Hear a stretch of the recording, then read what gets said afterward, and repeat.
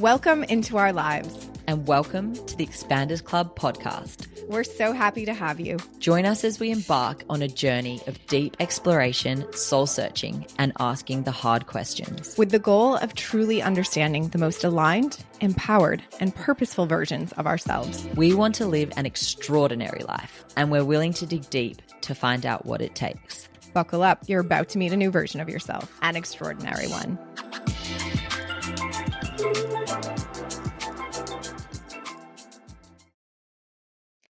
Hello, everyone. Welcome to episode 13. We've done it. Episode 13 of... Leave it. I know. Of our journey, the journey to empowering you and us and hopefully everyone listening and participating. We're having a lot of fun. We are learning a lot and we're growing every single day. So what more could you ask for? What more could you ask for? Welcome, guys. It's good to be here again. I'm Maddie. And I'm Brooke. And Mads, this episode is one of my favorites. So this one is just Maddie interviewing a pro surfer, Luke Stedman. Did I say his name right? It's correct. All right, excellent. And it is it's such a joy to listen to. You guys just vibing on your surf language, both Australians and both in Australia while you were recording. And he is just a lovely, loving person. And I was shocked by just the amount of knowledge bombs that he drops of just life learnings and life lessons. It was really cool. I know, it was such a good chat. I absolutely love Luke. He's such a legend and just such a humble guy, so sweet and just doing what he loves. And I think from that, I mean, he's lived a lot of lives in his different careers, his different journeys. So in that, I think becoming a pro surfer and then, dropping out and moving on to the next thing and the next thing, which you'll hear about, I guess you've got to have some learnings along the way. And it was really good insights. Yeah, one of my favorites, I mean, there were so many. He talks a lot about journaling, and I know that you are a huge fan of journaling. I am too. I literally had the thought the other day, my journals, I have 4 journals that come around to every room of my house with me because they're each for different things, right? So if I have a thought about this specific thing, it has to go in the right journal. And they're color coded. I'm very serious about it. But I had a thought the other day, do you realize some people don't journal? How wild is that? Well, I mean, everyone's got their thing. Everyone's got their different thing. I mean, if there's anything that I can say, and I often do, I definitely highly recommend it. Some people really struggle to get that habit, but I'm telling you, and yes, we know now because we've been able to make it a habit, and I've had a habit for the last 5 years and it's been game changing. My bookshelf is full of my journals and I will preach about it forever. But people just have to discover it at the right time. Yeah, but how do you get the thoughts out of your head if you don't put them on paper? My head would just be spinning a million miles an hour, and some days it still is when I journal. The relief I get of removing something from my head and putting it on paper, and so many other things. I do a lot of channeled journaling. I've been doing, and anyone who's been listening knows about my recent love for tarot cards. And yes, Mads, I can't wait till you come over. I'm going to read your cards. I'm going to get you into it. When I'm telling you, it is it. But when I pull my cards, I'll do a channeled writing after and write whatever's coming through from the card pull. And something that Luke touches on that I've been doing recently, and I did this weekend, and it really was incredible, is I go back through the past 2 months. I've been going back through and reflecting. So I created a separate journal to reflect on each month. And one of the reasons was, we had a huge month in February. We launched this podcast. which took a lot of effort and energy from both of us. We did a ton of marketing around it. We had our own businesses going on. And come March, the first week of March, I was like, why am I so exhausted? What's wrong? I'm so exhausted. And then I took a moment to reflect and I was like, oh shit. Because a million things were accomplished, not just physically, but spiritually in February. So I was like, I need to start doing these monthly reflections. And it was so amazing. And I went back this weekend after listening to this to do my, thank you for the reminder, Luke, to do my reflections for last month. And I got to read through my different tarot channelings each day that I do them. And it was literally like reading love letters each day. Oh, I beautiful. cried rereading them, and it was like so powerful and such a good reminder. You know, I was a little bit sick, not feeling well, so in a little bit of a rut. We just had the eclipse season and we're in Mercury retrograde and all the things, and it was just so powerful to go back and have that time to reflect. And I love how he talks about it, and he obviously associates it with sports or being an athlete and reflecting on how far you've come and how far we really do accomplish a lot in a very short amount of time. And I think we're so constantly thinking about like, well, what's next, or what are my goals for the next month? And that's where, you know me, I've been that way for a decade, and not taking the time to reflect, which is almost as important, maybe more important. Yeah, because that speaks to, and what he says is like gaining confidence in yourself, because you actually see what you've achieved. And instead of just being like always wanting the next thing and wanting more, you're like, oh, look what I've achieved so far. And that's actually more empowering to get me to the next step, because it's so emotionally driven, our achievements. We can step into something when we feel good about ourselves. And he reflects daily. Like, he is working on his personal best every single day. Yeah. What did I do yesterday and how can I be better today? Which I'm probably more similar to you. I'm probably looking back on a more month to month basis.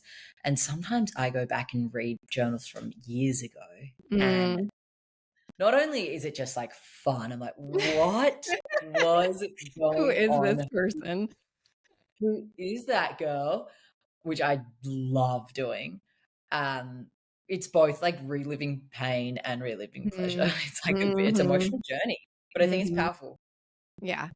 Yeah. You know, there's a lot of theories about not spending too much time in the past, and I think there's things to that, but to reflect in a positive way and like look at how far you've come and give yourself a pat on the back, or like a moment of, you know, respect, or a moment of like saying some positive affirmations to yourself for what you've accomplished, like I think that can go a really long way. And so I love how Luke breaks it down and how he uses it, and it was a really fun reminder, and motivated me to do my reflections this weekend. Oh, good. I'm glad. Yeah, I'm excited for this episode for you guys to hear it. Brooke, there's a couple of words you wanted to find. Oh, yes. Thank you. Okay. I mean, I know what these words mean because I'm, you know, hip to the Aussie language by now, hanging out with you for the past 8.5 years. However, there were some words that came up that I was like, okay, we're going to have to clarify these for the non-Australians listening. So, Mads, can you tell us what a bogan is? This is the hardest word to define, because also I get asked this all the time. Obviously, it's a regular in the Australian language. Wait, can you say it in a sentence? Oh, he's a total bogan. Or like, look at those bogans. Huh? Look at all those bogans over there. Look at all those bogans.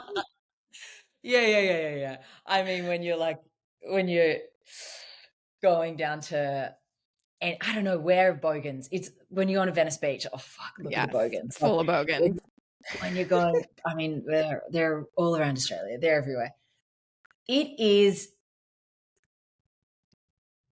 I don't want to compare it to a redneck, but like that's a way to compare it. It's more easy to understand as an American, but it's someone who's wearing socks and thongs, or like socks and flip-flops. It's someone who's wearing like, they're just not of a certain class. They're just fully a dag.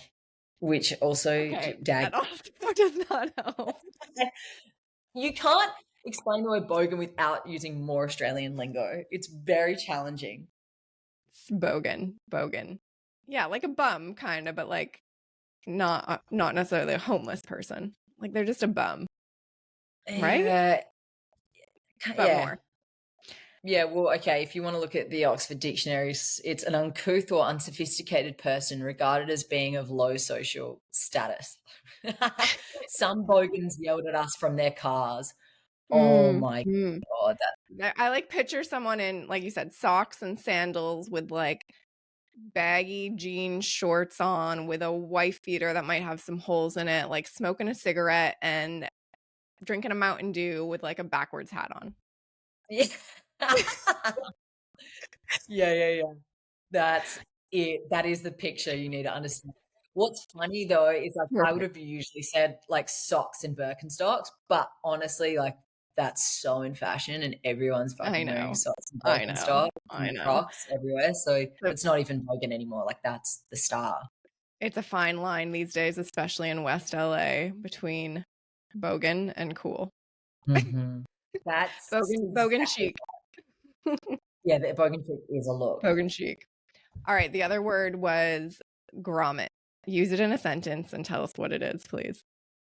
Okay, like if you were going out to if you're going out to the skate park or you're going out surfing and you'd be like, oh, look at all the little grommets, like all the little groms. It's like all the little kids who are just like little shredders. I mean, not necessarily. Grommets are just like the kids, The but kids. I think I would call them groms if they were, I don't know, they were doing the thing. They're like rad little kids. Yeah, okay. Grommet. Okay, That's well, that's cute. You my little grommy. yeah. I mean, I make up these meanings myself when I really think about it. This is I've just what it learned means to me. that. I've learned that through the years. I don't know if that's a you thing or an Aussie thing, but the words and their Oh, meanings are totally made up. like so made up. But there's like sense to it, you know? Yeah, they actually do when you say them. They're actually like, oh, yeah, yeah. Or even you can Yeah. piece together kind of what they mean when you hear them for the first time. You're like, okay, that probably means something in this area. But you guys, like, you have a way with the slang. I do enjoy some Oh, Aussie slang. it is It's good. a Oh my skill. God. I actually have just looked up grommets online and it says in surfing slang, grommet is a term for a young surfer, typically under 18, who is also skilled or precocious. The term has been used since the early 1960s and it refers to other extreme sports such as skateboarding, snowboarding, Yeah, skiing, wow, roller look derby. at there you go. You are When 100% Oh, correct. there you go. So it really applies to this conversation with Luke because we're talking about the little groms that he But surf you coaches. can't you can't really be a bogan grommet. They're two different types of people. Uh, I mean, you absolutely could. Yeah. There's going to be some working kids out there for sure, little rat bag surfers. That's They don't have to be separate, no. Okay. All right. We'll keep the Aussie definitions from you. Just doing my best to interpret them and share them with the people, you know? Thank you for making that one clear. I hope Yeah. everyone understands. I hope they Yeah. enjoy. Yes. Thanks for bringing this one to us, Mads. Your interview was great. I hope everyone enjoys it. If you do, please share it with a friend or leave us a review. DM us a message. Let us know how you're feeling about everything. And follow us online at Expanders Club. Thanks, guys. Hope you Amazing. enjoy it. See ya. Luke Stedman, welcome to the Expanders Club podcast. Thank you very much. Excited to be here. Happy to have you. Where am I talking to you from? I am in Byron Bay, east coast of Australia, kind of towards Gold Coast, an hour away from Gold Coast area. You're in Sydney, not too far. You know, I actually feel like Byron Bay might be the most known place in Australia now. Every American seems to know where Byron Bay is. Well, Or at least hopefully they didn't watch the TV series Byron Bay. There was a TV series that I don't think went too well, and it didn't make Byron Bay look like the most intelligent place. But It definitely is. I feel like Byron Bay is definitely the one of Australia's epicenters of health and wellness. There's a lot of opportunity to really dive into that sort of space here, which is awesome. I think that's why a lot of people know about it. Yeah, exactly right. That's why so many people are attracted to it. Certainly people living in California, for sure. Was this show just full of bogans? Yes. I couldn't even get through an episode. I had to turn it off. I was so disappointed. And I had a few of my friends who are based in California just ring me up and they're like, is this for real? And I was just like, no, it's not. It's not. Oh my gosh. We're often so upset with the depiction of Australia. It's like, how is this how the rest of the world sees us? I know. It was so disappointing. It didn't set the bar very high for us Australians living in Byron. Oh my God, that's so funny. Well, it feels good to be on your side of the world right now. I'm talking to you from Sydney, and it is good to be back in Australia to catch the end of summer. It's been a good summer. It's been a hot summer. I'm almost excited for winter. We've had a lot of waves though, which has been great. We've had a lot of swell, which has been awesome.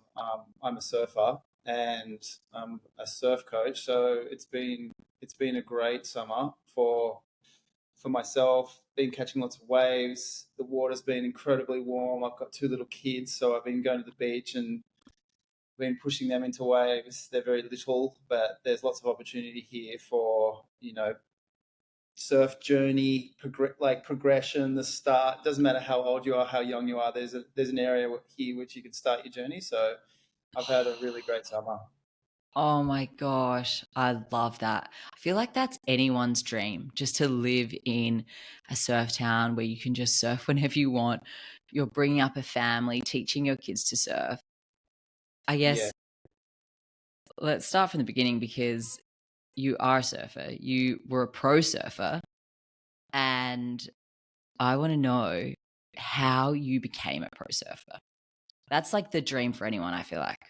It's a great question. So how I became a pro surfer, I sort of, I don't, well, I was always destined to be heavily invested in the surf community because my dad made surfboards for a living and he was somewhat of a pioneer. He was one of the earliest surfboard manufacturers. He was one of the largest surfboard manufacturers in the 60s and 70s. My dad's name is Shane Stedman, and he built somewhat of an empire from a surfboard manufacturing perspective, and also invented Ugg boots. So my dad actually trademarked and registered Ugg boots. No A way. long, long time ago. Yes, and I'll tell you about that journey. He was traveling around making surfboards. He was also did a lot of commentating of surf events. So he was down in Victoria doing the Bells Beach Pro, commentating that. He did a lot of other big surf events, but that was one of them. And he was down in Victoria. And Victoria's freezing cold, for those who don't know Victoria very well, sort of down the bottom of Australia, South End. And it's cold. He's in the Shaping Bay, and he saw this guy who had these. It was just like this mess of a boot, just with these sheepskin kind of taped together with masking tape and wrapped around, and fiberglass and resin all over it. And my dad was like, "What are they?" And he's like, "Oh, they're my Ugg boots." And Dad's like, "Oh, why you call them Ugg boots?" And he goes, "Because they're bloody ugly." And that was his. Dad was like, "Wow, they're awesome." He's like, "Can I make those?" The guy's like, "Yeah, sure, go for it." So Dad then went and took this concept, which was just held together with masking tape and resin, and then just did packaged it up in a lot cleaner, lot more stylish way, and registered the name, trademarked the name Ugg Boots in Australia and America, but he registered it UGH instead of UGG, and many moons later, he was approached by the company who does all the production now in America and said, "Oh, can we buy the trademark off you?" And Dad was like, "Yeah, sure." And they're like, we'll give you $30,000. My dad just went, sold. Oh my God. And that was like just like a year before like Paris Hilton wore them, and they blew up and they turned into $1 billion business. And we've got all these newspaper clippings about how dad sold this, you know, huge business for absolutely pittance. And it's No. within the family of like, Dad, we could be absolute billionaires by now, but we're not. But Dad was like, hey, that $30,000 put you kids through school, and it was, he has no regrets. Just was actually just stoked with like just what we got from it. And I guess that's one of the things that we're really like, my sister and myself we had from our family. It's just that, you know, be grateful for what you get, and I guess that's rubbed onto us. So yeah, that's the Ugg story. So I digress Wow. from the surf while I was a surfer. So anyway, so yep, Dad was making lots of surfboards. So I was fortunate enough to work in like surfboard factories when I was a kid, and I was around so many surfers, and through the commentating the events, I saw surf events, and I just wanted to be a surfer. I wanted to do what these guys are doing. I was like watching Mark Richards and Simon Anderson and Peter Townend and Wayne Lynch and all these like incredible surfers, and I wanted to be them. And that was that's what ignited the surf journey. Oh my gosh. Are these still your idols, or, you know, people you're inspired by today?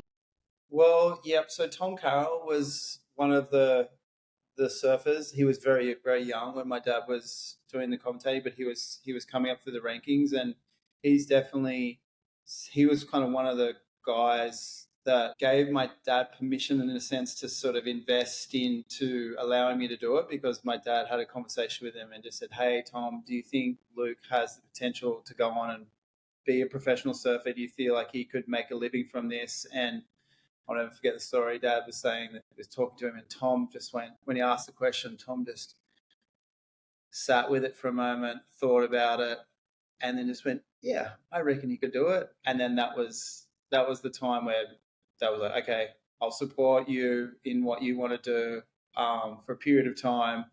And yeah, that was I guess that was the moment where I was actually allowed to, well, I got support, because I think if my dad said no, I think if Tom Carroll said no, I don't think he will genuinely.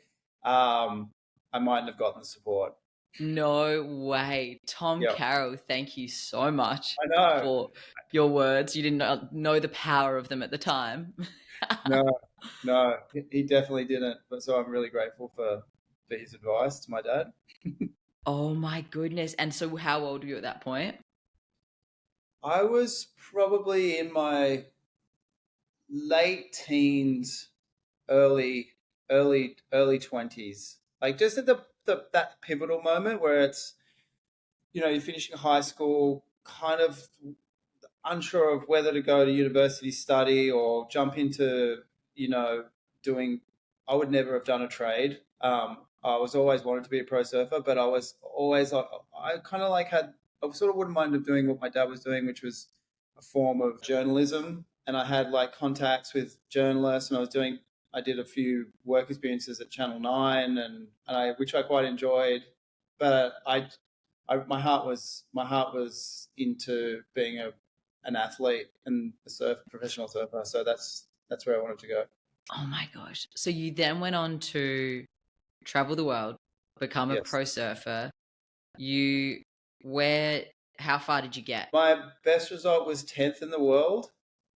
And I did that in 2009. So, 2008. And on my first year on tour, I was Rookie of the Year. So I was the highest placed rookie out of the people who qualified for the CT at the time.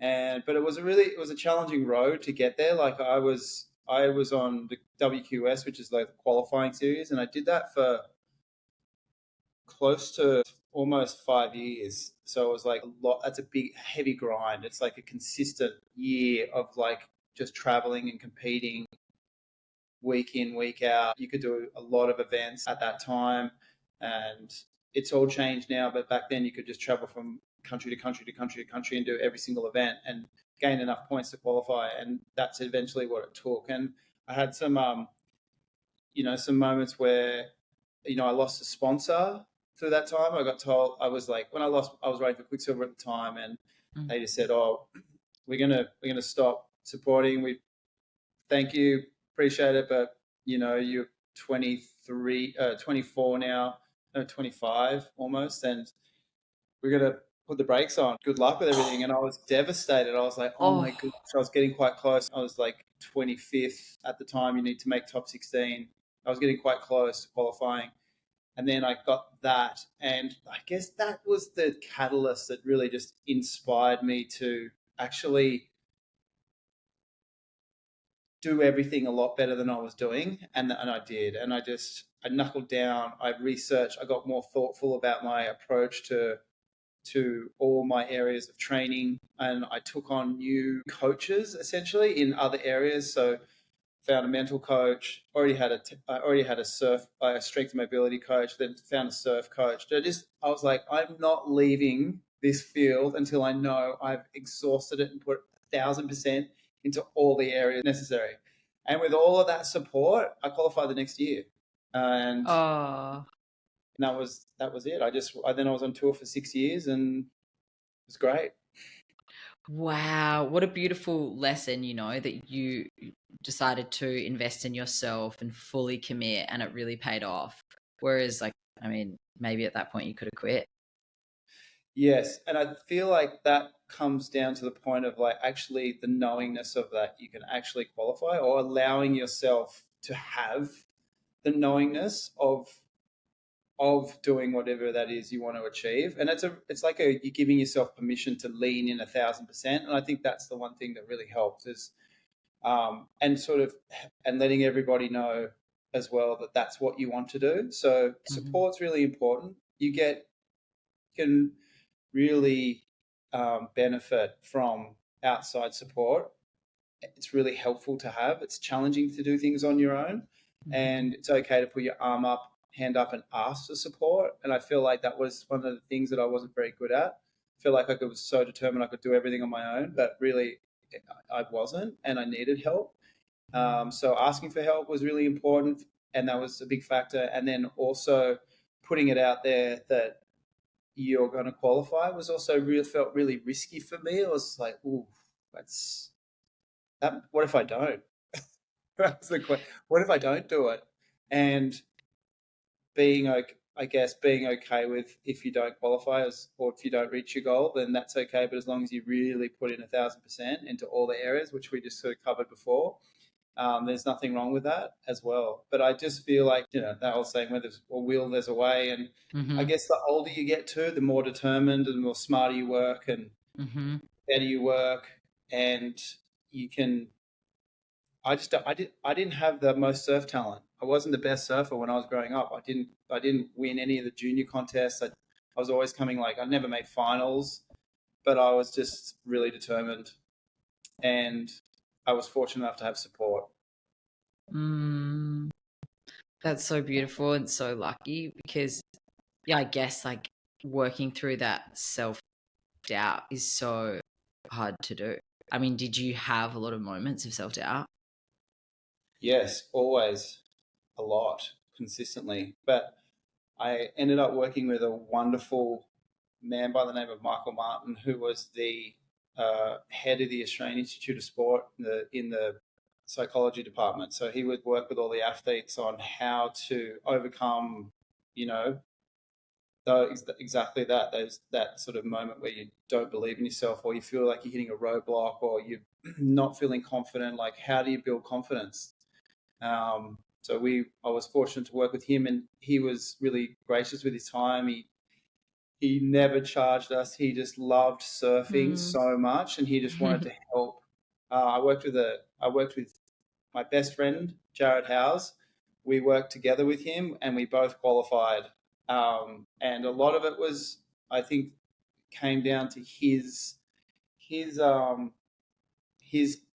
education, or the tools that he gave us that edge that we needed to win. And I don't think a lot of people were investing so much in the mental sort of in the mental side that we did, and that really helped. Wow. Isn't that crazy? Like surfing, where anyone would think that's purely, physical ability. Like you're born with it to be able to surf, you got to train to surf. But the fact that what might have got you over the line was the mental strength. Yeah, it absolutely, it's not even might of, it 100% did. That was the edge that gave us the ability to get over the line. Can you reflect on any of the tools that you learned to work Yeah, through that? I'd love to. And if I can, one thing that I would suggest out of everything that I talked today, the most important thing that I would take away is this here. And I encourage all of my students. So I work with a lot of students, a lot of surfers who are aspiring professionals, and this is the one thing that I hammer home more than anything because it's the one thing that helped me, and that is to write 3 positive things from your daily routine. And I would focus that around my surf daily routine. So my 3 positive things might be, today I got a new board and I rode it and it went really, really well. I worked with my shaper hard on improving the potential areas of the board, and it's working. And so I'm super stoked. 2 could be, I focused heavily on hydration today. I've been getting tired lately. I hydrated today and I feel awesome. I'm strong. 3rd thing might be, today I did one of the best backhand snaps that I've done today, and it's something I've been working on, and it all came together. And essentially that's 3 wins. So those 3 wins, that gives me confidence, and I can bank that. And journaling that, I can reflect on that as well. And then I would write one thing that I can do better tomorrow. So that might be, I fell on the end turn on all my waves tomorrow. And then I'd say, it's really important to write a roadmap on how you're going to do that better tomorrow. So if I think I want to improve on, I need to write a roadmap on how I'm going to achieve victory the next day. So then I would write, okay, tomorrow I'm going to focus on my end turns. I'm going to get lower and lower. I'm going to not hit the end section as hard as I was today, and I'm going to try and really complete my turns, and then go confidence and build from there. And then that then allows you to start it's sort of like there's a beginning and then there's never an end, but there's a beginning to your journey. And then over the 6 weeks, the first 6 weeks, then you can start reading over your journey, and you reread all these wins you've had. And these wins stimulate confidence. And it's like, oh, yeah, look what happened in week 1. I was really struggling with this. And then by week 6, I'm not anymore. That's a victory. That's a huge victory. That's a huge win. And then you read over all these things that you were struggling with, and then the roadmaps on how you're going to achieve them. And it's like, wow, I got through that. That's awesome. Because you kind of forget. Everyone's got a short memory.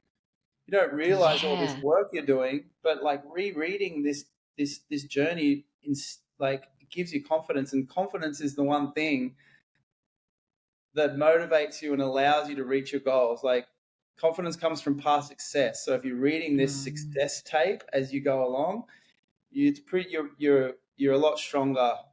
And sometimes that's what you need. There'll be always times where you're not feeling maybe 100%, but if you reread that, then that'll lift your level and hopefully just give the ability to get the job done. So to me, that was the one thing that just gave me so much confidence going into heats. I was unstoppable from a mental standpoint. I got beaten plenty of times, but I was always very good at being able to hey, I lost that heat fair and square. Here's some things that I could have done better. Let's go back and work on that. But here's what I did really well. And that's awesome. That's a win. Wow. So there's so much power in the actual reflection. You're writing it down, but to look back is just this constant reminder of how far you've come. Yes, absolutely. And then I feel like that is such a great life tool as well. So yeah. So things I used that for my surfing, but I quickly came to realize that is a life tool. and I can do the similar things right now with, family and having kids, Mhm. and there's so many more complications or challenges, I should say, not complications. There's challenges that I'm coming across every day. I have 3 kids, and I have a beautiful wife, and I have a business, and I can just write about those things. So my 3 wins for today, and then the things that I found challenging, like this was hard today. How do I get around this? Yeah. I need to do better at this, and then write a blueprint on how I feel I could get there. It's really helpful. Oh, that's so powerful. Yeah, I feel like that could be so helpful in so many different areas, like definitely in relationships, like Sure. where are we today? Where are we tomorrow? Like that progression. So you can they take work, everything, family, etc. So this sounds like such a helpful tool in all these areas. And I think for men in particular, journaling. I know journaling is really powerful for men.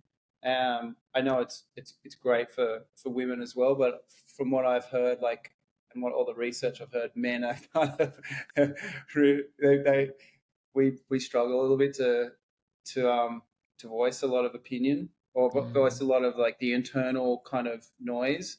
So this is sort of a good way of getting it out. And yeah, it's sort of almost a bit of a release as well. The release is the tension, get it on the paper, get it out, read over it, digest it, sit with it for a while. Luke, this hits. This hits. I am a big advocate for journal writing. I've been very consistent at it for the last 5 years, I would say, at least. And I agree. It's been so powerful to be able to look back and say, if I'm feeling down, you read back of your journal and it's like, okay, I've been through this before. And like, how did I get through that? Like, I know I'm going to have downs. I know I'm going to have ups. And it's just about like trusting that I've been through the process before and I can get through it again. Yes, exactly. And there will be many obstacles in life, many challenges, some harder than others. But again, like because humans have this short memory and we forget what we've been through sometimes, and we're actually really durable, really strong. And sometimes we don't give ourselves as much credit. And as an entity, so the journaling gives you the ability to reread about what you've been through and those challenging times, and how well you've come out the other end. And it's nice to know that you can do it. Yeah, exactly. I want to go back to so you reaching, ranking 10th place and getting to the level you did. Were you happy with where you got to? Yeah, that's a great question. And I've reflected on this a lot, and I was so happy. I was, Yes.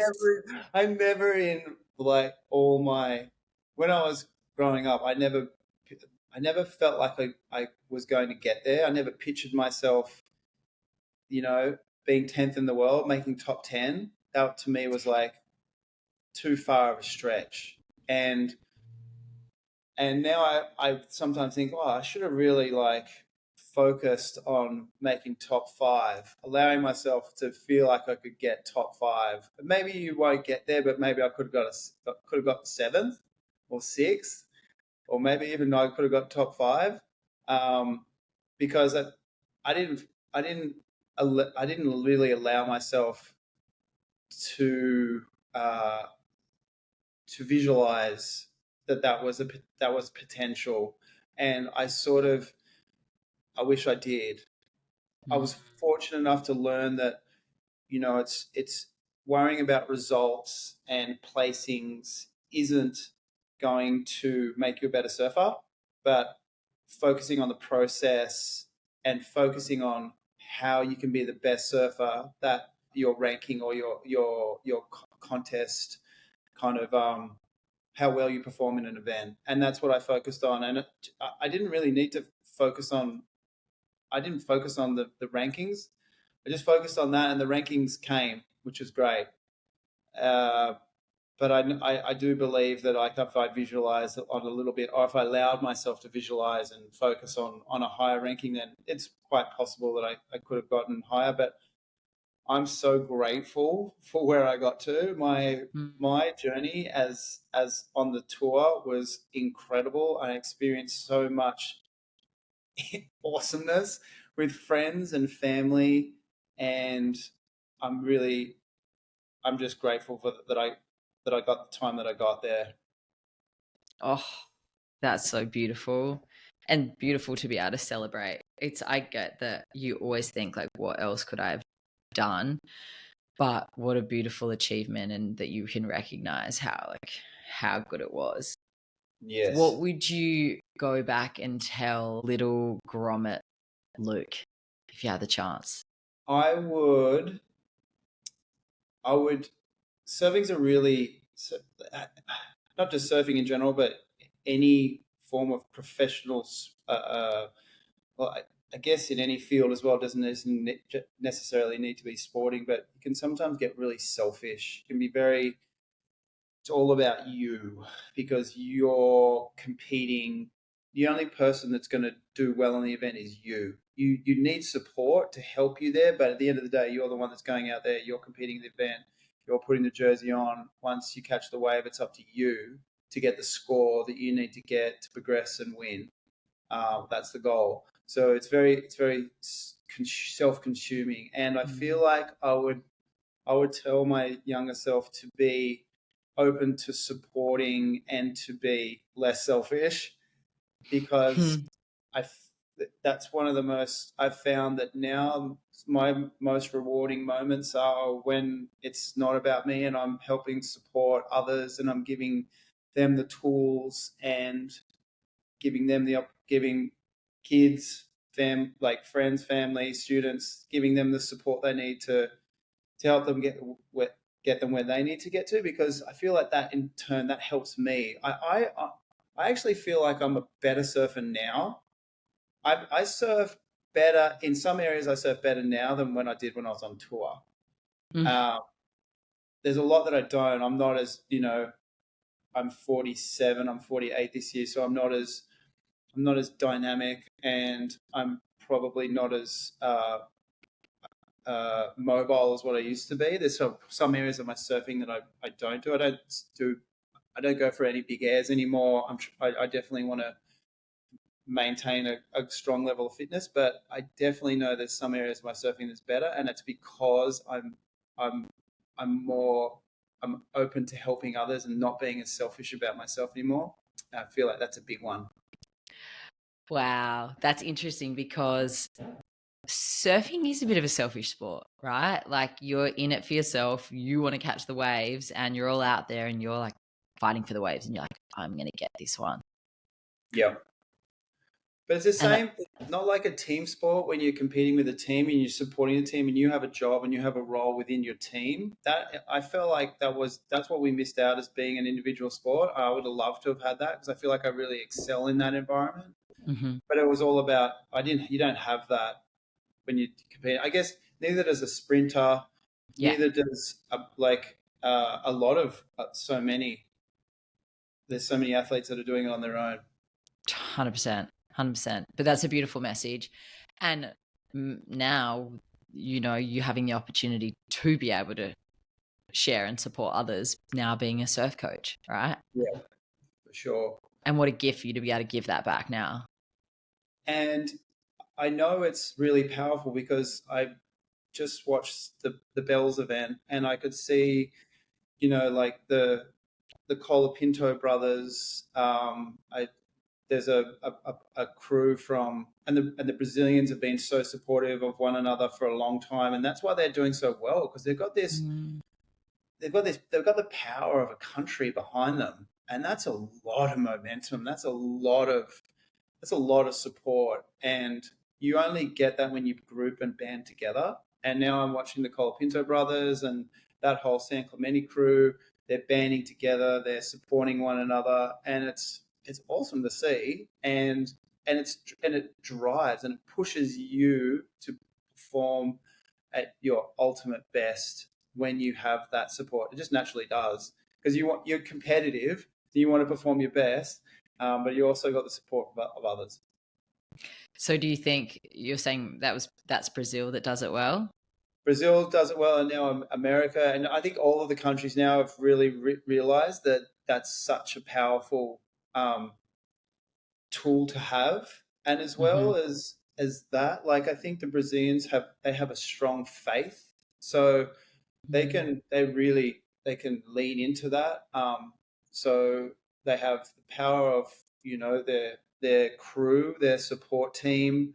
They have the power of the people in their country that support them because they're so unified.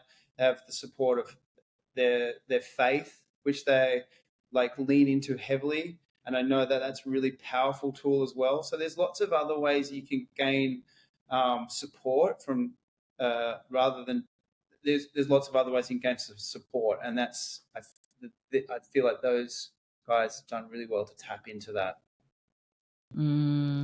Faith is powerful. Faith is a really powerful one too, and I've been enjoying watching that. How do you think that you could bring faith into surfing? Your surfing? Faith in the self that I feel that their faith is more about where they, so like in their religion that they believe in. So they're very Christian people. They constant, like he's just watched Medina, like he's constantly saying a prayer before he goes out in the heat. And what I like about it is it's almost like it's a gratefulness. Is there? You can tell he's probably saying along the lines of like, thank you for letting me be here. Thank you for giving me the opportunity to compete. Thank you for sending me good waves. Thank you for my health. Thank you, thank you, thank you. As they're being grateful. And that is powerful. And karma is, I feel like I'm a big believer in karma. And again, if you're supportive of all your other people and you have good faith and you're grateful for the opportunities and you're vocal about that, then that can be really rewarding. Don't forget, when you surf, you're dealing with Mother Nature. You're not dealing with just, a tennis court or whatnot. You're dealing with waves. You're dealing with energy, and that can be really powerful to connect with that. There is nothing more humbling than the ocean. Yep. Every time you get in, you're like, oh yeah, I've got this. Oh yeah, these waves look good. I can handle this. And you just get absolutely obliterated, and you're like, you win again, Mother Nature. You are in control. Yeah, exactly. Yeah, it doesn't matter what level you are. There's always moments where you are going to be out of your comfort zone, nervous, scared, completely taken back, like, whew, okay, I overstepped. Totally. And the ocean can be a pretty scary place, right? Like you and I grew up in the ocean. Like you clearly were, surfing from a young age. I didn't start surfing until later in life when I moved to California, actually, which is funny.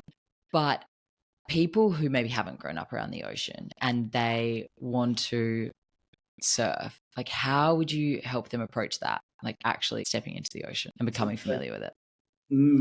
So it's sort of something that's challenging for a lot of us because we're so used to beach culture, and we're used to understanding how waves work and oceans work and how beaches work. And then for others who haven't had that opportunity or haven't been fortunate enough to be around oceans, it's really daunting. And there's a lot of like questions that are asked for you that's just like, what do you mean? Like it seems that I now, after I've been fortunate enough to help people on their journey in the surf where they haven't come from a surf culture.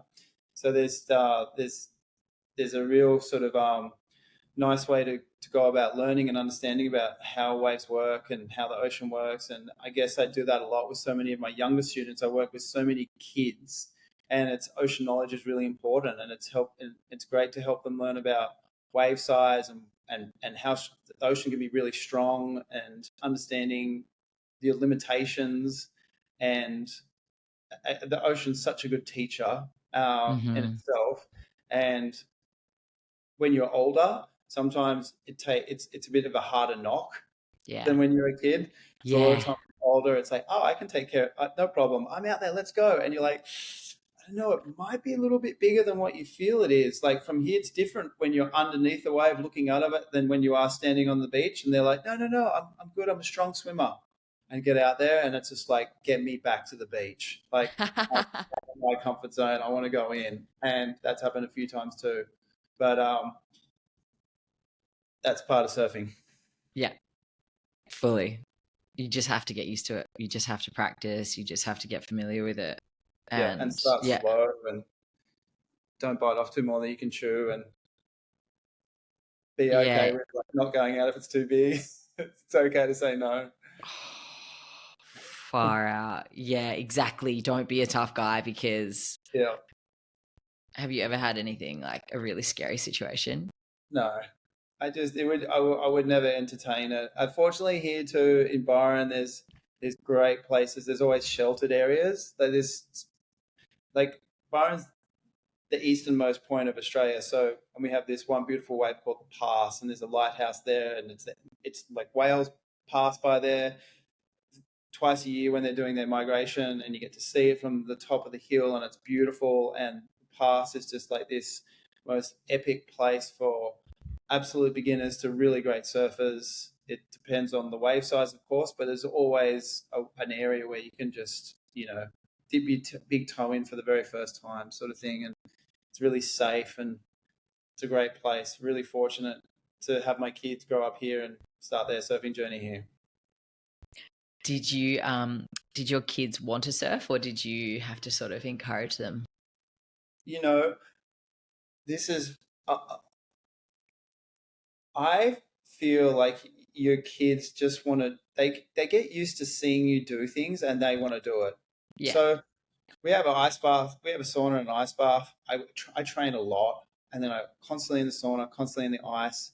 And both my kids, who are 4 and 2, who live with me, they want to get in the ice, and they dip their big toes in and come out. But they know the ice bath, they know where they're on their boards, they want to train. They do little push-ups, they do little chins, and I have never asked them. I've never said, "All right, get down and give you 10 push-ups," because it's not things that you would ask your 4 and 2-year-olds. They just do them naturally because they see you doing it, and they see mum doing it, and they want to do it. So whenever we go to the beach, they're like hopping on the boards, and then they want to go out. So, and then it's just about, making sure they have these awesome experiences with beginner surfers and in kids. That's like the 3 things you're really looking out for is absolutely safety, making sure they don't ever get scared, making sure they're always warm and comfortable, and make sure they leave wanting more. That's my 3 rules. Ooh. So then it's like when you leave and they say, "I want one more," it's just like, "No, that's okay. Let's just leave it at that. We'll come back tomorrow." And they're like, "Oh, I want another one." So, okay, no worries. Like you want them wanting more. And that's really helpful.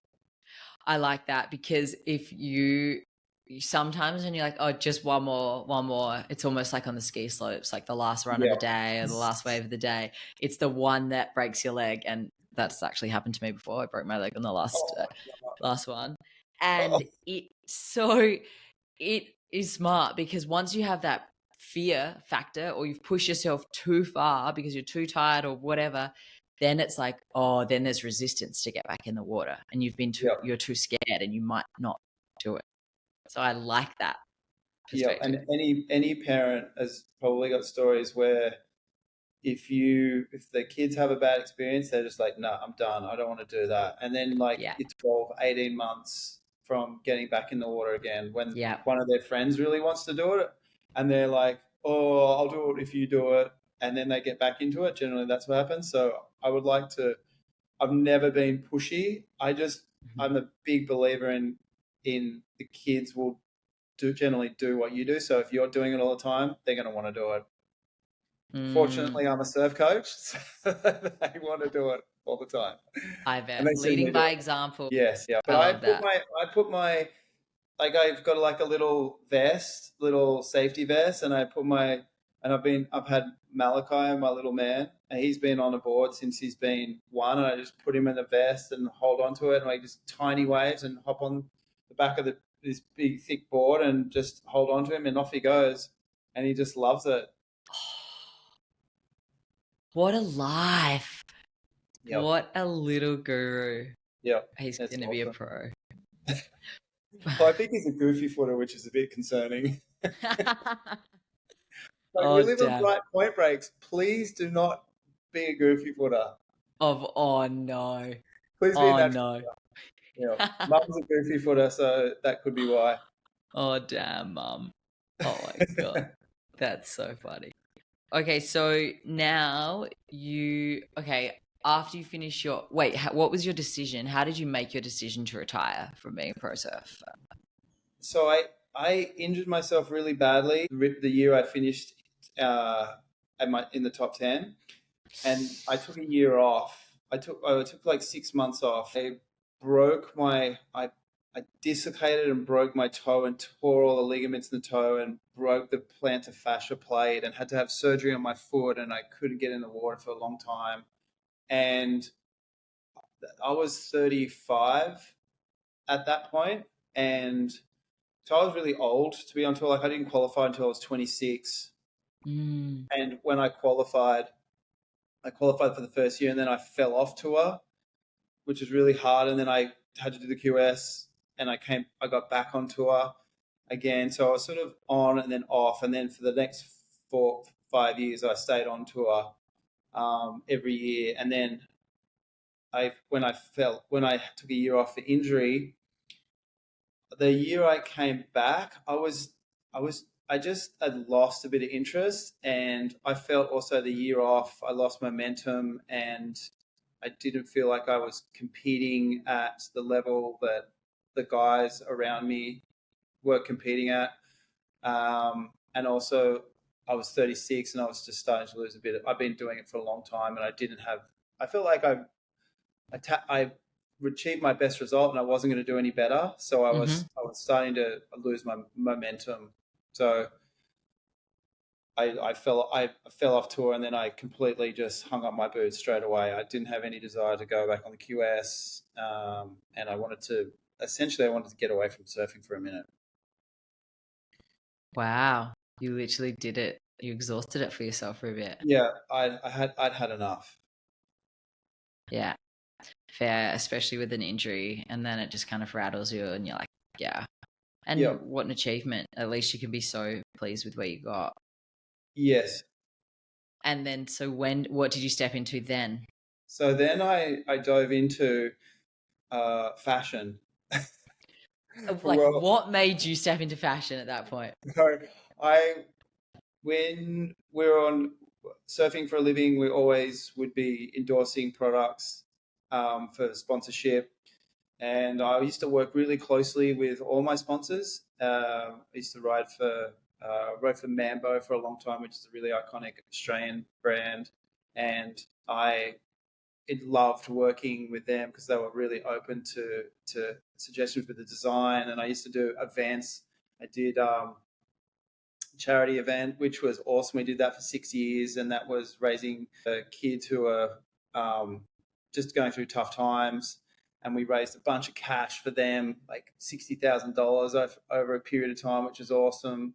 And they were really supportive of that, and I loved doing that. And then I moved on to Insight, rode for Insight for a long time, and I really enjoyed their creative culture. Was something I was really stoked to be a part of, and loved the way I love their clothes.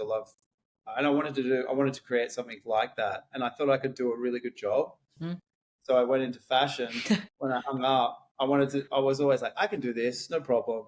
And then I went into that, and it was like the world's hardest job. And I was like just suffering defeat after defeat after defeat, like because it was so much work. Like I didn't realize how much work it was. And we were stocking in different countries.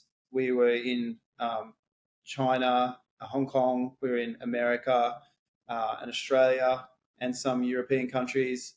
And so I was online all the time, writing emails like nonstop. Like, it'd be morning time here, but it'd be evening in LA, and then vice versa. And it was just constantly, I was doing spreadsheets, which I'd never done. I didn't even know how to work Excel, had to understand that, had to do all my accounting and understand where money was going and when, and then it was so hard and I sucked at it. I just wasn't good at it. I was great. I feel like I was good at sort of presentations and being around people and selling the brand and helping people understand what it was about and the direction. But then everything else on the back end, I've really struggled and I wasn't very good at it. And I mismanaged a lot of things and I invested a lot of money, lost a lot of money, but it was all awesome. And I really learned a lot from that experience. Happy that it's in the past, but grateful for the moments too. Oh my gosh. I mean, good for you to push yourself into something like so out of your realm, like that maybe you knew nothing about, and you're like, okay, I'm just going to give this a go.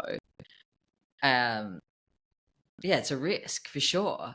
And you have to have these experiences to learn what you're capable of and what you can handle and where you're best suited, right? Yes. I felt like I knew what hard work was because I applied myself so well in surfing. But I loved doing that. Like it was, again, the investment was all coming back to me personally. But with this, it was different. There was so many things I couldn't control. I couldn't control who paid me. Couldn't control stockers when they paid me. I couldn't control the manufacturers when they were making my samples to get them to me on time, so I could go sell them at different, in different places around the world. I couldn't control when they were doing production and making sure they used the right buttons and their stitching was done in a way that was on brand and made sure it was good quality and everything. Because there were so many other areas that I had to be okay with letting people do things, and that was really hard. And there was just so much I couldn't control, and I didn't like it, and I was doing it all on my own, and that was really, really hard. But it was a good journey, and helped me get to where I am today. But grateful not to be there anymore. Oh my gosh, what would you say your biggest takeaway from that experience was? The business is really hard. Just running a business is super challenging, and it's really important to have. I would just rush into things as well. I wouldn't be very thoughtful about the process, and I feel that I'm a lot more cautious now, and I take my time, and I build a proper roadmap and strategy. And there's a lot of, and I'm very, very. I don't overextend. I think a lot of the times it's like, no, if we build it, they will come, sort of thing. It doesn't quite work like that. There has to be why will they come, or why do they need to invest in this product or service? Like why would they give up something else to invest in you? And that's sort of something that I feel is really valuable to understand now. I mean, amazing that you learnt those lessons, which I guess you're now able to apply as you starting your business you work on now. Yeah, I'd love for you to tell us about Blackball. Yep. So when I was in America and I was living in America, because that's where I was still doing, called it Instead We Smile. That was the label. No way. It calls me Steads. So, and I know I'm going to smile a lot. It's just my facial thing that I do. I just constantly smile. So Instead We Smile. You're not actually smiling. It just looks like it. No, I'm generally a pretty happy guy, I think. So you seem happy. Instead We Smile was a bit of a play on words, and that was the brand that I was. Love it. The label that I made, and I was living in America, because that was where I really wanted to focus. And when we were there, I fell into one of my friends just asked me if I could take their kids for a surf, which I was like, yeah, I'd love to. And I just took this little Grom surfing, and he was so happy and so excited, like double fist pumping after we caught a wave. And to me, it was just like, I was like, this is where I want to be. I want to help people.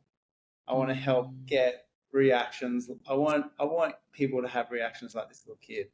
And then that was it. I was just like, I transitioned so quickly into coaching, and just I was doing lots of kids, and then I worked with lots of adults, lots of people who are just wanted to surf and wanted to reach some new levels, wanted to better themselves in the water, be more comfortable in the surf, have more fun riding waves. And I was like, yes, this is where I'm meant to be. So I leaned heavily into coaching, and I started and while I was there at that time, COVID hit, and then literally, I don't know if people in Australia don't really understand, but blackball, when a beach is blackballed, you're not allowed to surf in that area. So in summertime in California, a flag will come up and it'll have this black ball and this yellow flag, and it means that you're not allowed to surf anywhere where the beaches are blackballed. It's like in Australia we have flags, and you have to swim between the flags. Well, in America they have this black ball thing, and you can swim wherever you want, but you're not allowed to surf there. So when COVID hit, all the beaches, we weren't allowed to surf at any of the beaches. We were essentially blackballed from all the beaches, and people were getting arrested going surfing. It was so crazy. Like, I remember seeing video footage of this guy, epic Malibu, 4 feet, and swell was firing, and there were people in the water, and the police came, and they were like asking everyone to get out, and then helicopters came over, and one guy on this like longboard was just refusing to get out, and then there were boats, helicopters, cop cars, everything it was all happening. The guy got escorted from the water, taken away, like just because he was surfing. It was really crazy. That is crazy. And especially if you're the only person out at first point and 4 foot, you don't leave. Like, that's it. Yeah, that's a Best day it doesn't ever. get like that very often. It's Yeah. it's a really special occasion. So everyone wanted to make the most of it, and then you just physically weren't allowed to surf. So everyone was staying indoors. It got really serious in America, as it did everywhere. But America was one of the first places to really like go into this lockdown place. So we got blackballed from surfing. So I started this with a couple of friends of mine. We started this. We were like, we need to create a community where, because we can't surf, let's try and stay fit and healthy. Let's incorporate fitness movements that are going to help better ourselves at surfing. So movements that are going to help build strength and mobility that correlate to surf movements. So we were hoping, we put out like this little email list, and we sent it out to a bunch of people, and we're hoping to get like 30 or 40 people join, and we were going to do it via Skype and just do these hour workouts every afternoon at 6 p.m. And we ended up having like over 1,000 people join, and we just every afternoon we were like did this full on like workout, and focused on breath work, focused on strength and mobility, focused on technique, and everything correlated back to surfing. And then Blackball lives on now, and that's what we're doing. We created programs, and we've created opportunities to help people reach their goals in surfing. Oh, this is so awesome. So cool. And so this is both an online platform and in person? Yeah, so we do lots of we're about to launch Blackball 2.0. So I actually last year, in July last year, Surfline actually acquired Blackball, and I was going to work for them, and transitioned from working by myself to working with Surfline, and they brought me on to head up their progression. They wanted to dive into helping people progress, and I was brought on by a guy called Pete Josie, who is in charge of parks and progression, and I was heading up the progression part. And because Surfline essentially is a utility that helps people understand what the waves are like. Like their motto is know before you go. So know what the surf's doing before you go. So that was like, well, what's the next sort of progression from here is helping people get better at surfing. So that was where I came in. And unfortunately, I only lasted a couple of months. A new CEO came in and said, nope, don't want to go in this direction, changed. Fortunately, they were very generous. They gave me back Blackball. And so and the guy who employed me, Pete Jozzy, he's now my partner at Blackball. So I'm really fortunate. I've got for the first time ever, I've got like a small team, and I've got someone who is excellent at the things I suck in, which is so many. And he is an absolute whiz. So we are collectively relaunching Blackball 2.0 in a month, and it's going to be awesome. And we're heavily focusing on new programs, being a lot more interconnected, focusing on group, again, sort of experiences around the world with different coaches helping with different areas. And yeah, it's been a lot of work, but in a month's time, we'll have it up and running. I'm really excited. Oh, awesome. That's so exciting. And nice work getting a great business partner there. That's a life hack. Yes, it's to huge. Success. Yeah. And that, again, I think that's one of the things I've learned is like, you don't have to do everything on your own. It's much, for me, I've learned it's much more enjoyable to allow someone else to come in and help you with your idea. And if they have, it's great when they have all these, what their strengths are. And if it's okay if you're not strong in those areas, and it's great to let go of that and help and have them take that on and be okay with it. Again, I feel like I was really like, no, I have to do everything, and I'm going to do everything myself. And that's not the way I don't feel like that worked very well for me. Totally. But learning your strengths, I mean, as early on as you can, and your weaknesses is like really the lesson. And like, once you know that, then like life will get easier because you're not just forcing something that's just never going to work for you. That's a really great point. And I feel like that's what starting a clothing label really helped me understand that my strengths are not the back end. Well, I enjoy, I love strength and mobility. I love the body. I love connecting the dots and understanding how physical movements are going to translate into surf movements, and understanding how to maximize your potential. I'm very good at understanding that, and then not great at designing websites and facilitating all the other things that help build that sort of zone. That's not my zone. Totally. And also being thoughtful around things. I've learned a lot about how important it is to be really thoughtful about the process, and be thoughtful about why you're actually bringing something to life.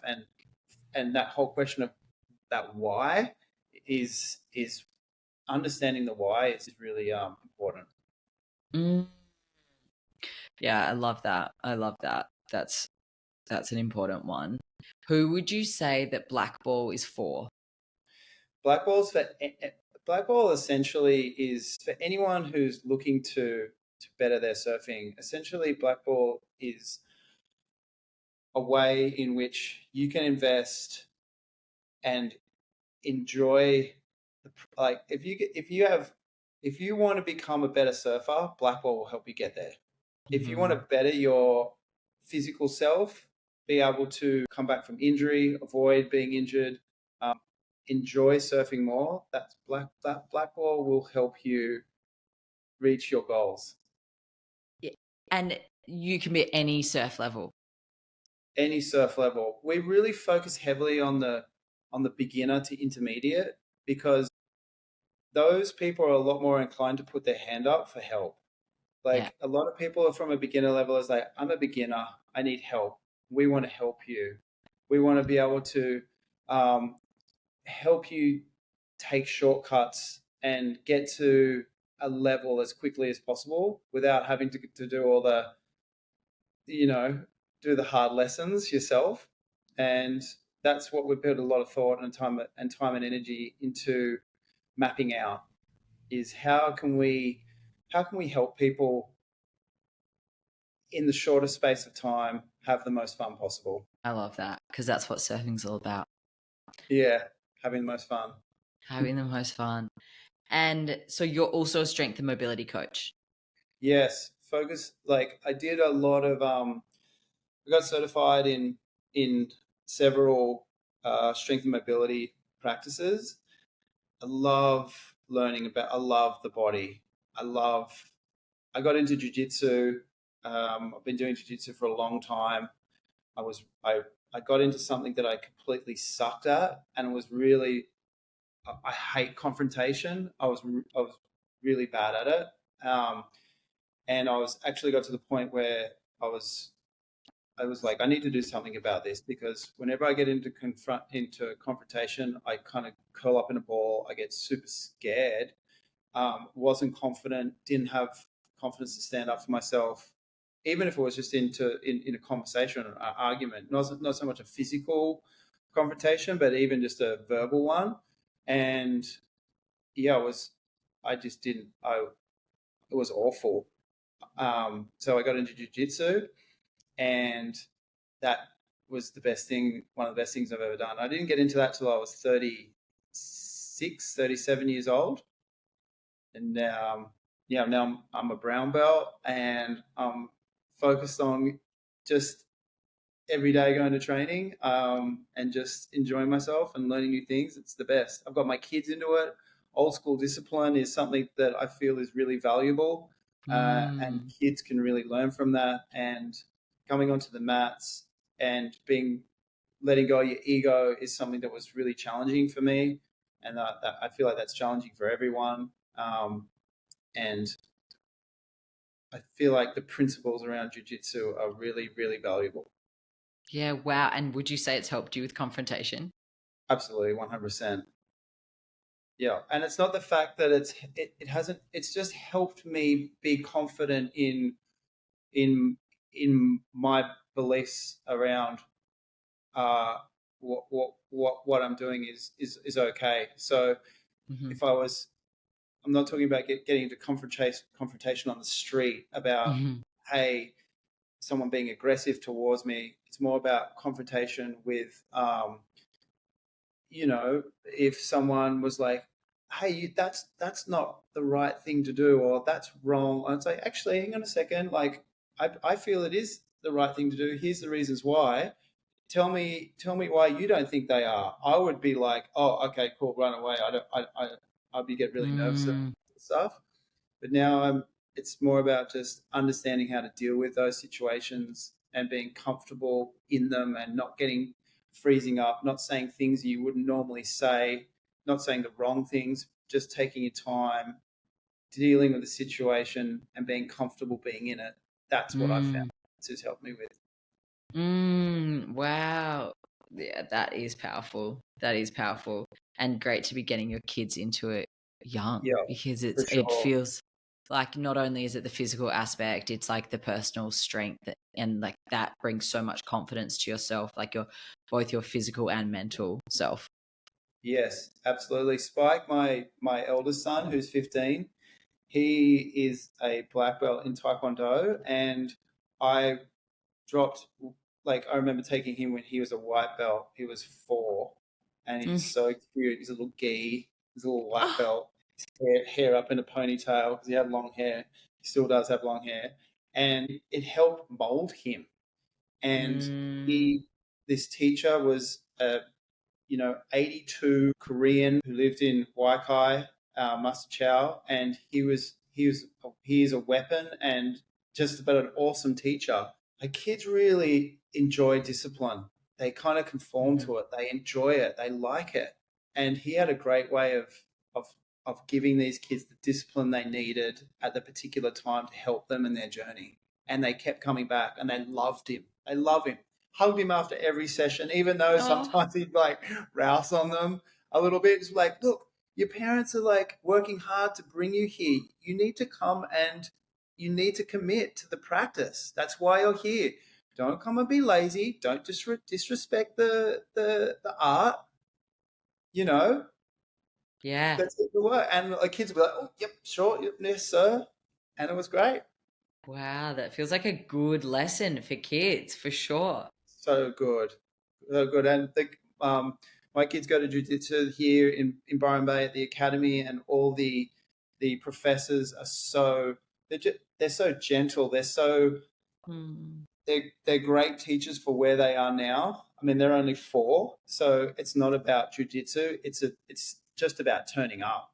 It's just Yeah. about connecting with the other kids. It's about having a good time. It's about enjoying the process. It's about staying fit and healthy, doing little like jumping over things, and then you run through a tunnel, and then you skip over this, and then you do a roll, and that it's just about enjoyment. That's great. Oh my gosh. I love that. Okay, so in your day-to-day life, I want to ask you what it sounds like you've got a lot of, you've got your jiu-jitsu, you've got your cold plunge, etc. What are your like non-negotiables in your daily routine? Non-negotiables are 100% have to train, have to be physical for 1 hour a day, and that's non-negotiable. So whether it's surf or train jiu-jitsu or train in the gym, I will do that every single day. That's why you look so young and fit. Well done. And that's non-negotiable. Nice work. What else? Like you said, like I like sauna and icing. They're like a huge part of the daily routine, and the kids actually sort of join in with that sort of stuff. I take a lot of supplements now. I'm heavily into making sure that I'm able to. I don't want to. I don't want to drop down. Like I always am like looking for like the extra edge to keep me at a particular level. Like my baseline, I don't want it to fall. And Yes. and I've worked with so many people who are saying, look, there's no reason why you can't continue to better yourself up into your 50s as long as you do things in a particular way. So now there's like a lot less alcohol in my life. I have a rule where I don't drink on school nights anymore. I take supplements every day. There's like in the mornings, there's like a full on like, wake up, Concoction. brush the teeth. There's a like open, like I've got all these little things that I take in the morning and then at lunch and then the evening. And they just, whether it's, I feel like they definitely help, but mentally as well, I feel like if I'm taking all of that, if I'm doing all these things, it gives me the confidence to be able to lean into everything at 100%. Yeah. Yeah. That's so important. Good for you for being conscious of that. And so what do you think it is that motivates you or drives you still every day? Ooh, that's a good question. I am motivated by PBs. So personal bests are always a thing for me. So I'm motivated by whatever I do tomorrow needs to be better than what I did today. Always be improving. Yeah, Wow. I'm a big believer in that, and that's something that I want the kids to see, and I want them to do as well. But I feel like that's what keeps you. That's what's living, right? Yeah. I want to do it better. Yeah. I guess that's a bit of the competitiveness in me as well coming out. Yeah. But yeah, I want in business life, in personal life, in my like jiu-jitsu and in surfing. I want to. If it's not better, it's a new experience. I want it to be new. Have you always been like that? Yep, always. I mean, that's how you've been able to be so successful. Yeah, but I think that a lot of it still comes from, instilled from productivity or parents. And my dad came from Crescent Head, living in Crescent Head, small country town, middle of East Coast of Australia, came from nothing and absolutely nothing, and then created like a great business, did some incredible things along the way, and it was all just from hard work and perseverance and not giving up. Strong. Wow. Strong. Exactly. That's what it is. Being strong. Yeah, what a good example for you, you know. Yep. And then no doubt you will be such a great example for your kids, and already are. And I feel like that's a big incentive now, is wanting to be able to give the same things to your kids that you received. And I feel like that would be disrespectful if I didn't. To me, that's something that's not going to happen. Yeah, good for you. Yeah, that's so important. Like, what is that? What are the lessons that we have to teach our kids? Like, where I guess there comes a point where it's like, I've learned all of this to be a better person so that I can pass that on. Yeah. Final question, Luke.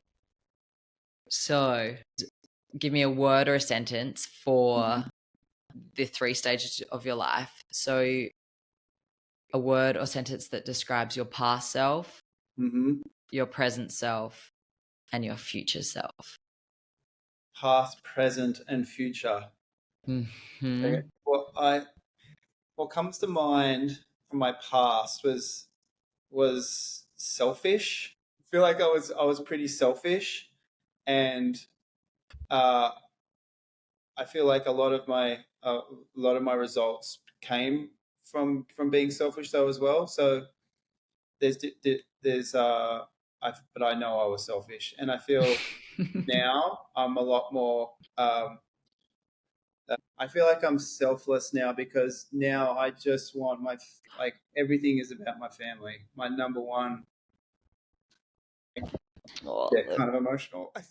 Oh, that's beautiful.